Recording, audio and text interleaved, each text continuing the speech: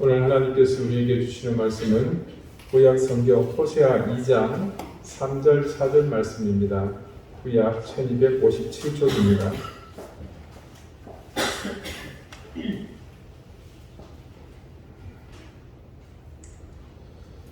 호세아 2장 3절 4절 말씀을 제가 읽겠습니다. 이제 다 같이 자리에서 일어나셔서 하나님의 말씀을 경청하십시오.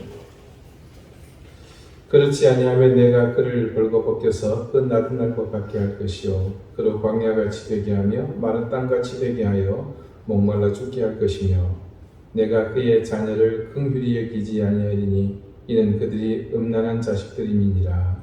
아멘. 자리에 앉으시기 바랍니다.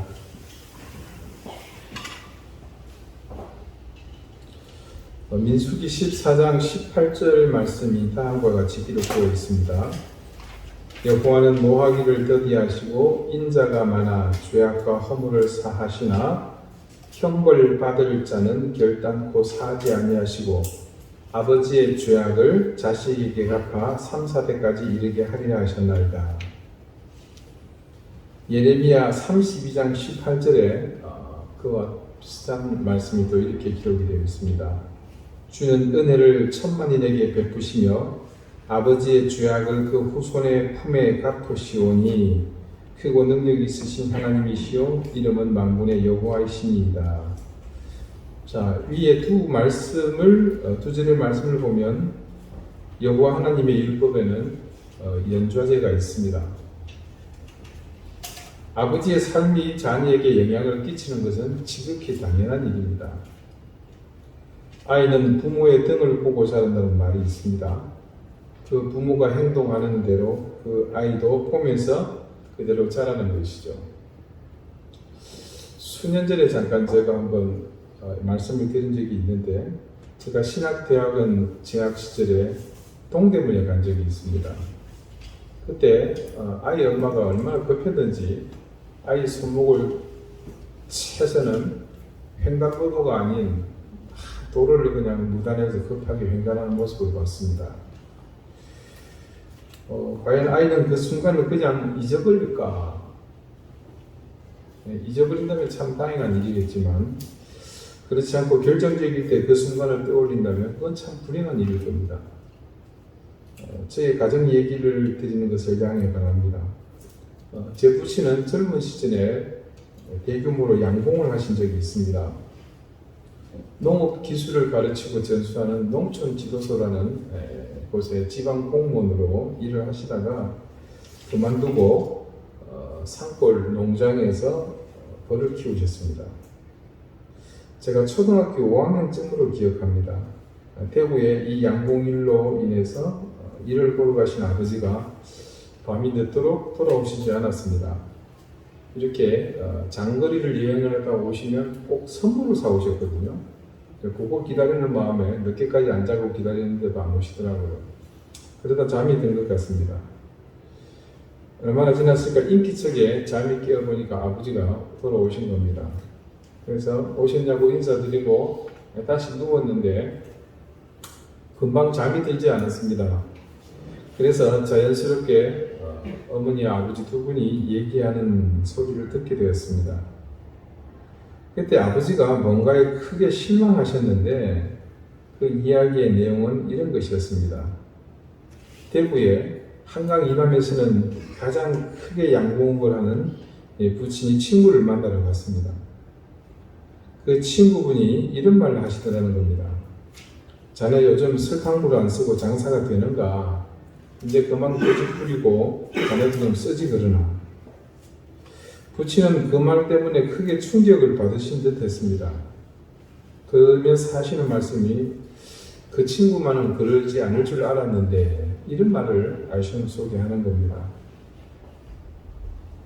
벌꿀에 설탕을 섞는 것에 대해서는 오래전부터 논란이 많았죠. 우리 어른들도 잘 아실 겁니다.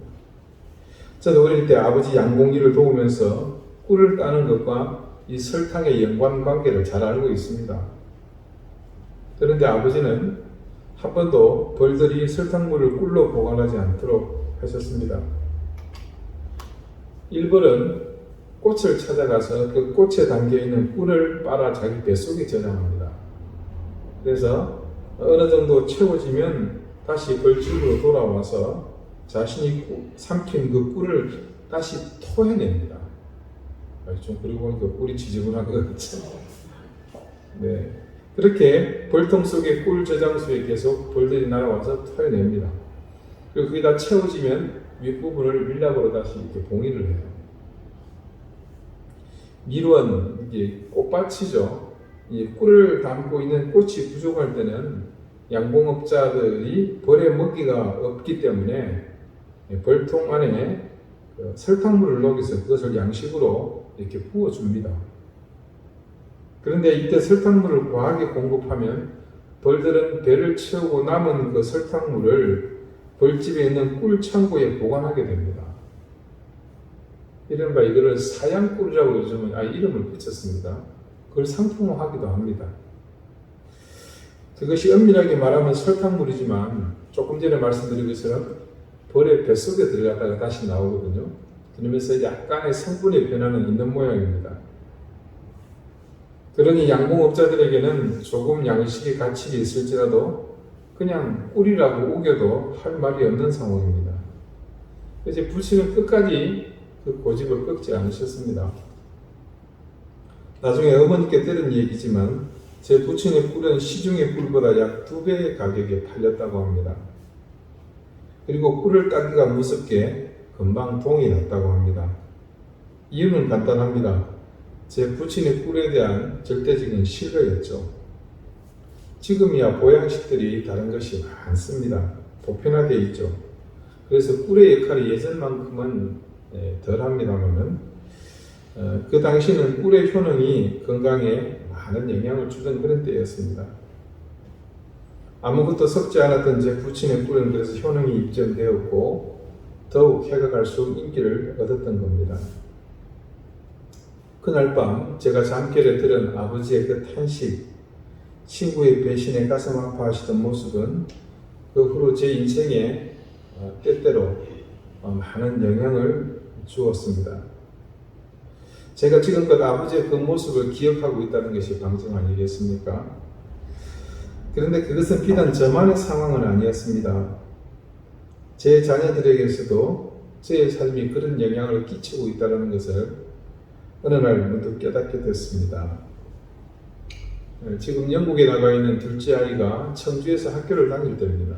음성이죠. 음성에서 학교를 다닐 때인데 학기를 마치고 제가 데리고 제주로 돌아오는 길이었습니다. 제주 공항에 내려서 이제 비행기에서 내리려고 하는데 제 앞에 있는 한 여성이 위에 있는 짐칸에서 가방을 내리려고 합니다. 근데 이분이 키가 작아서 가방을 내리는데 애를 먹습니다. 도전발을 하지만 그래서 얼른 제가 그거를 들어서 내려드렸습니다.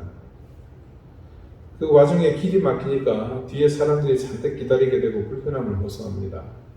왜냐하면 가방만 내린 게 아니고 옆에 짐을 주섬주섬 챙겨서 그렇게 긴 시간은 아닙니다만 그런 상황이 일어나게 된 거죠.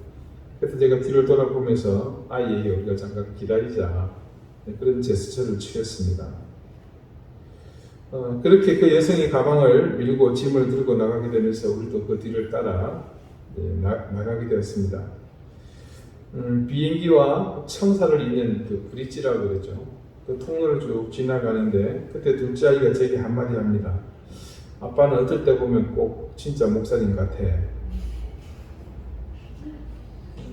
그냥 저는 아이에게 뭐 별소리를 다 하냐 그러면서 대수롭지 않게 넘겼는데 순간 갑자기 열받는 거예요.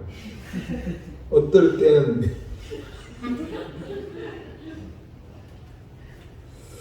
네 집에 돌아와서 책상에 앉았는데 문득 그 아이의 말이 머릿속에 떠올랐습니다. 그러면서 저는 깨달았죠. 이 아이도 내 등을 보고 지금 자라고 있구나. 지금껏 내 등을 보고 있었구나. 그러면서 순간 지금껏 이 아이들에게 제가 어떤 모습을 보였을까 좀 심각하게 생각을 했던 적이 있습니다. 아버지의 죄악을 자식이 갚아 3, 4대까지 이르게 하리라. 아버지의 죄악을 그 후손의 품에 갚으시오니 민수기와 예레미야에 기록되어 있는 이 말씀이 의미하는 바를 이제 여러분은 조금 이해하실 겁니다. 부모의 삶이 자녀에게 영향을 끼치는 것은 당연합니다. 그런 의미에서 이것은 율법이 아니라 사람의 관계 속에서, 인간의 삶 속에서 필연적으로 이어질 수밖에 없는 그 상황을 그대로 증언한 것이라고 보겠습니다.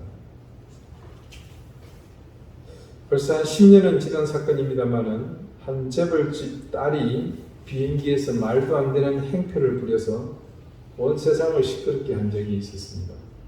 국제적인 망신을 당했죠.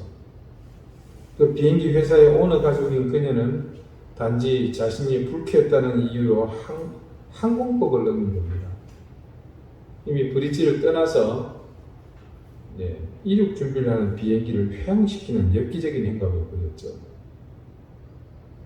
그런데 그러고 나서 오래지 않아 그 여자의 어머니가 회사에서 직원들에게 폐악질을 한 일이 다시 영상으로 보도되는 일이 있었습니다.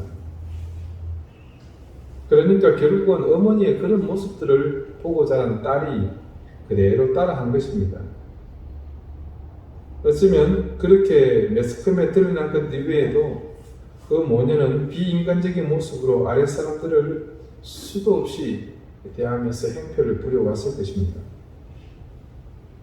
그런 의미에서 볼 때 지금 이 율법 속의 말씀, 성경에서 증언하는 아버지의 죄로 인해 아들에게도 미칠 영향을 언급한 것은 비단 연좌죄로만 볼 것이 아니라 반드시 나타나게 될 상황에 대한 설명이 아닐까 합니다. 그것은 다른 말로 부모된 우리가 어떻게 살아야 할 것인지 경각심을 일으키는 말씀이라고 할 수 있겠습니다. 우리 모든 인류의 공통된 아버지는 아담입니다. 하나님께서 세상을 모두 다 지으시고 마지막 끝에 그 세상의 주인으로 사람을 만드셨습니다. 흙으로 빚으시고 하나님의 모습대로 그렇게 만든 다음 그 사람의 이름을 아담이라고 붙이셨죠. 근데 이 아담이 어떻게 되었습니까? 그는 하나님이 조성하신 그 아름다운 동산에서 잘 살다가 아내의 꼬임에 넘어가 하나님이 금하신 선악을 알게 하는 나무의 열매를 따먹습니다. 그리고는 이내 그것을 그 아내에게도 주지 않았습니까? 그렇게 과일썰이 한번 잘못한 것으로 아담의 인생이 송두리째 바뀌었습니다. 모든 것이 갖춰진 낙원인 그 에덴에서 쫓겨난 것은 물론이고 그리고 그의 후손인 모든 인간은 필연적으로 죄를 안고 태어나게 되었습니다. 그 죄는 본질적으로 벗어버릴 수 없는 원죄입니다. 그 아비의 잘못으로 인해 모든 인류는 죄에서 벗어날 수 없는 상태에 놓이게 되었고 그래서 필연적으로 그 영혼은 사망의 상태에 이르게 되었습니다. 하나님께서는 그렇게 타락해버린 아담의 후예들을 보시고 크게 후회하셨습니다. 그 후회는 사람을 지으신 것이었죠. 결국 하나님은 노아의 가족을 선택하셨고 인류를 전부 쓸어버리는 계획을 세우셨습니다. 그리고 홍수를 통해 그 참혹한 일을 시행하셨습니다.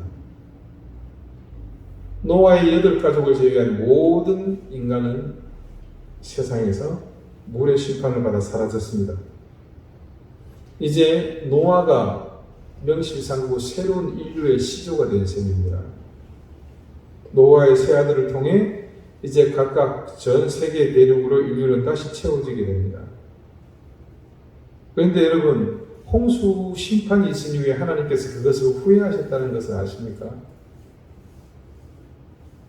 하나님께서 무지개를 세우시면서 다시는 물로 인간들을 심판하지 않겠다 스스로 약속하지 않으셨습니까?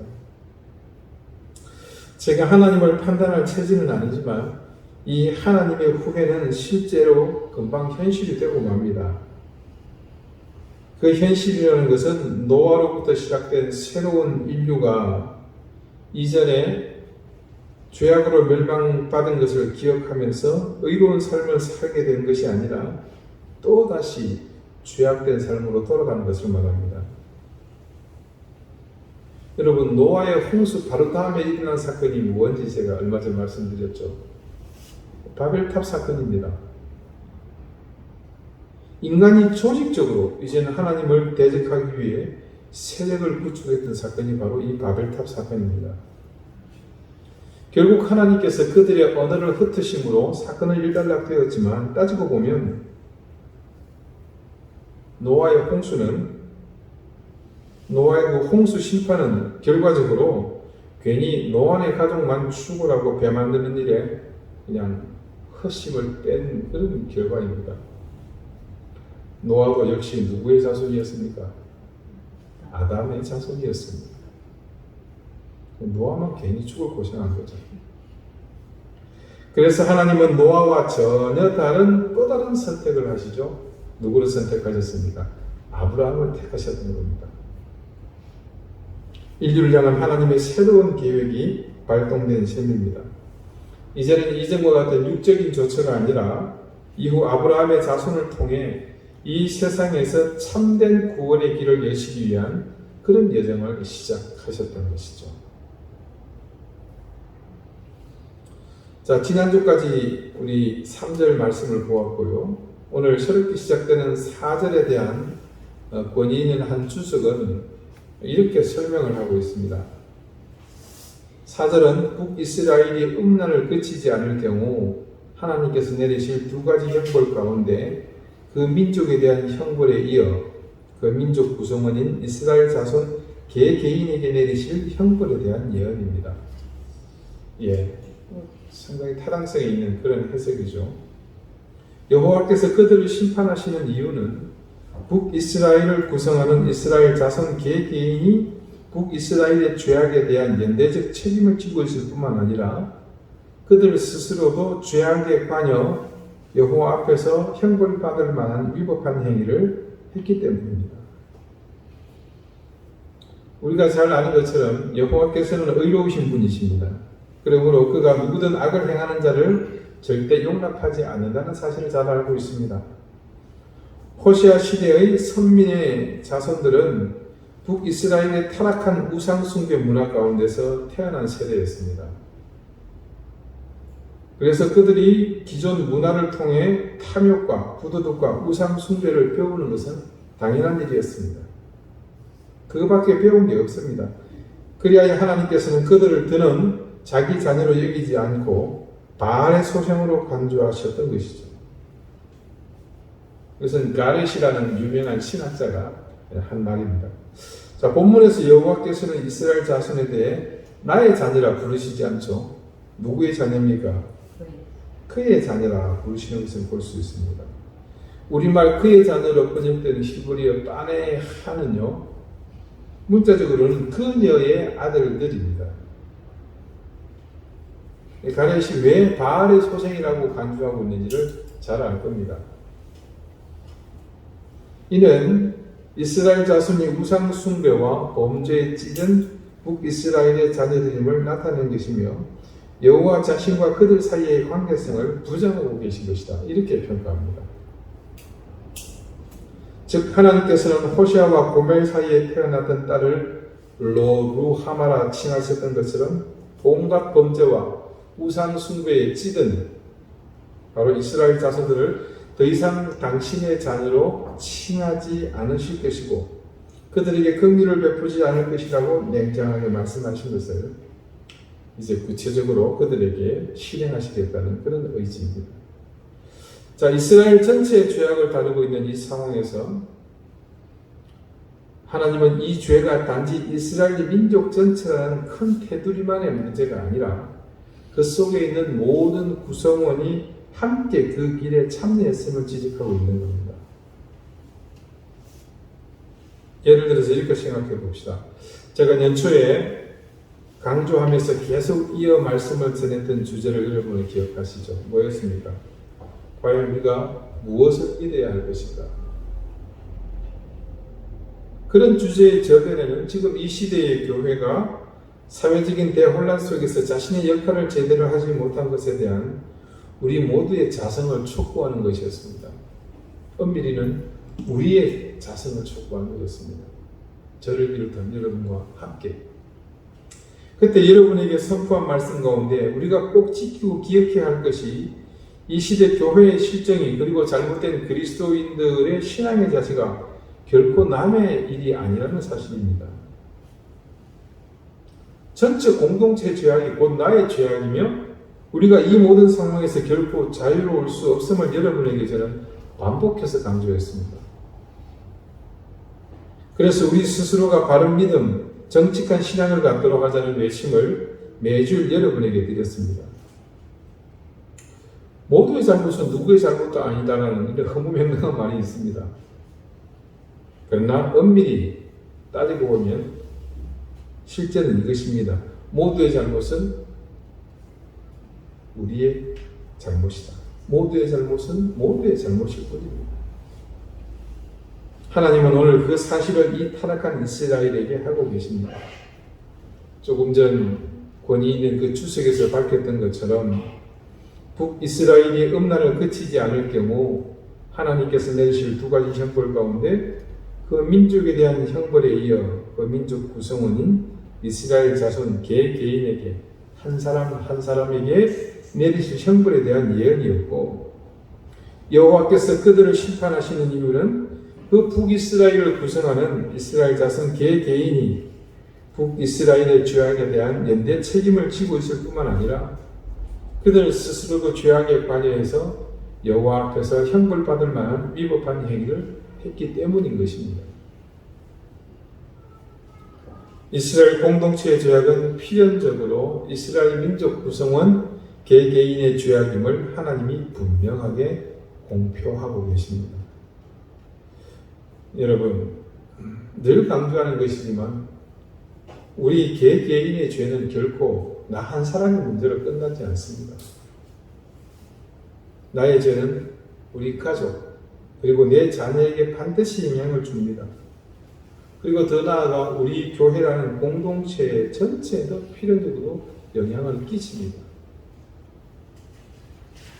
여러분, 새까만 잉크가 담겨있는 컵에 우유방울 한 방울 떨어뜨려봐야 아무런 표도 안 납니다. 근데 여러분, 깨끗한 물에 잉크 한 방울 떨어뜨리면 어떻게 됩니까? 전체 색깔이 바뀌죠. 그것은 다른 말로 우리가 하나님 앞에 선한 양심을 가지고 바른 믿음을 소유하고자 애쓰는 것이 결코 나에게만 머물지 않는다는 그런 말과 동일합니다. 하나님이 율법을 통해서 아버지의 죄를 자녀들에게까지 전가하신다는 의미의 속뜻을 그렇게 우리에게 전하신 것은 거꾸로 우리가 바른 신앙을 통해 이 세상에 해야 할 일이 있음을 말씀하고 계시다고 저는 그렇게 봅니다. 아버지가 죄를 지으면 하나님께서 자식에게도 심판하시겠다? 그 말은 따지고 보면 어떤 얘기입니까? 아버지가 하나님 앞에 선한 양심으로 바른 삶을 살면 복을 주시는데 그 복을 누구에게도 주겠다는 겁니까? 자녀에게도 주시겠다는 뜻입니다.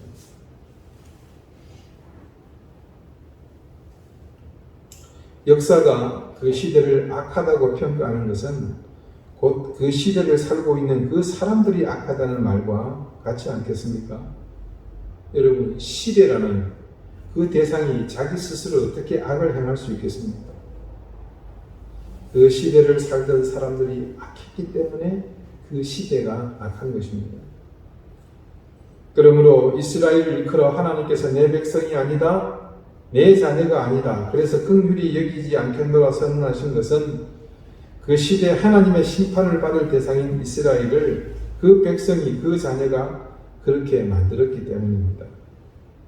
그러므로 그 시대의 북이스라엘에 대한 심판은 궁극적으로 하나님의 백성이 아닌 그들, 긍휼히 여김을 받지 못하는 그들, 자신의 자녀가 아니라고 선을 그어버린 그들에 대한 심판이라고 보는 것이 타당합니다. 저는 이 말씀을 보면서 다시 한번 이 시대에 우리가 어떤 믿음을 가져야 할 것인지, 무엇을 믿어야 할 것인지 그 사실을 고민해야 하는 분명한 이유를 다시 깨닫게 되었습니다. 그리고 우리에게 그에 대한 사명이 있음을 또한 깨닫습니다. 아무리 시대가 악하고 공동체가 획일적으로 죄를 요구하며 의도적으로 우리를 끌고 가더라도 우리는 그 가운데서도 항상 깨어 하나님의 뜻을 분별하고 우리의 믿음을 지켜나가야 합니다. 우리 한 사람 한 사람이 그런 마음을 가지고 자기의 삶의 영역을 지켜나간다면 그 시대의 악함을 우리는 거스를 수 있고 무너질 수 있는 그 일들을 우리가 다시 세워나갈 수 있습니다. 시대의 악함과 부정함은 반드시 그래야 하는 것이 아닙니다. 그리고 그것은 한탄하며 혀를 차면서 마치 남의 일처럼 구경할 일은 더더욱 아닙니다. 시대의 악함은 오늘 하나님이 음란한 자식으로 규정하시면서 함께 심판하시겠다는 말씀처럼 곧 우리의 악함이며 우리 자신의 부정함임을 깨달아야 합니다. 그러므로 시대가 악하고 부정하다면 우리는 반드시 그 악함과 싸우고 그 부정함을 극복하기 위해 하나님 앞에서 우리 자신을 살펴 해결할 길을 찾아야 합니다. 우리는 이미 수없이 많은 현장에서 그리고 반복되는 영적 대치 상황에서 뭔가 헤쳐나갈 길을 강구해 왔습니다. 우리가 정직한 신앙, 바른 믿음을 굳건히 세워나간다면 시대의 악함과 부정은 극복할 수 있습니다. 비록 그 노력이 열매를 거두지 못한다고 하더라도 우리는 그 멸망의 물결 속에서 큰 힘을 받을 수 있을 것입니다. 그러나 무엇보다도 우리가 관심을 가지고 집중해야 할 것은 시대의 악함과 부정함이 우리의 책임이라는 사실을 인정하고 그 일 앞에 책임감을 가지고서 그 상황을 회복하도록 힘써야 한다는 사실입니다. 사랑하는 여러분, 하나님께서 이스라엘의 부정함과 그들의 죄악에 대해서 심판하시면서 그 백성들을 함께 분명하게 이토록 심판하시겠다는 의지를 밝히신 이유를 우리는 잘 알게 되었습니다. 그러므로 우리는 이 시대의 악함과 부정함에 대한 책임을 통감합시다. 그리고 우리 자신만이라도 하나님을 향해 부끄럽지 않도록 우리 자신을 신앙의 토대 위에 바르게 세워나가도록 합시다. 끝으로 말씀 한 절을 보면서 마치겠습니다. 예레미야 31장 29절과 30절입니다. 그때에 그들이 말하기를 다시는 아버지가 신 포도를 먹었으므로 아들들의 이가 시리다 하지 아니하겠고 신 포도를 먹는 자마다 그의 이가 신 것 같이 누구나 자기의 죄악으로 말미암아 죽으리라. 앞서 말씀드린 아버지의 죄로 인해 아들들이 심판을 받으리라는 말씀과 같은 내용의 속담이 이스라엘에 있었습니다. 그런데 이제는 그 말씀을 이 예레미야는 부정하고 있지 않습니까? 이제는 그렇지 않겠다는 말씀입니다. 아버지가 신 포도를 먹은 내 아들의 이빨이 신 이유가 어디 있습니까? 그런데 그렇다는 것은 하나님께서 그가 지은 죄에 대해 그렇게 심판하시겠다는 의지를 비유로 말씀한 거였습니다. 그런데 이제는 신 포도를 먹지 않았는데 이가 실 일은 없다는 그런 말씀입니다. 그렇습니다. 하나님께서는 분명 아비의 악함이 있을지라도 그 아들이 죄악 가운데 거하지 않고 의로운 길에 설 때는 심판하시지 않겠노라는 그런 의미의 말씀입니다. 그러므로 우리에게서 이제 분명해진 것은 시대의 악함과 부정함이 넘칠수록 더더욱 우리는 선한 일에 힘쓰며 올바른 믿음, 정직한 신앙을 위해 더욱 매진해야 합니다.